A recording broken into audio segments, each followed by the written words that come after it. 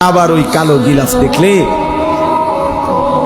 মদিনার ওই সবুজ গম্বুজ দেখলে কলিজা ঠান্ডা হয়ে যাবে, চোখ সুখ পাবে, চোখের তৃপ্তি হবে, দেখার মজা মিলবে। আল্লাহ কোরআনে বলছে লিয়াশহাদু মানাফিআ লাহুম। আল্লাহকে যদি জিজ্ঞেস করে বান্দা কেন আমি হজে যাব, আল্লাহ বলে আয়েশা দেখো, লিয়াশহাদু, সে যেন আয়েশা দেখে। আইসো বান্দা, আসো না আমার ঘরে, আসো, আমি দেখাবো কুদরতের কি পরিমাণ নিদর্শন।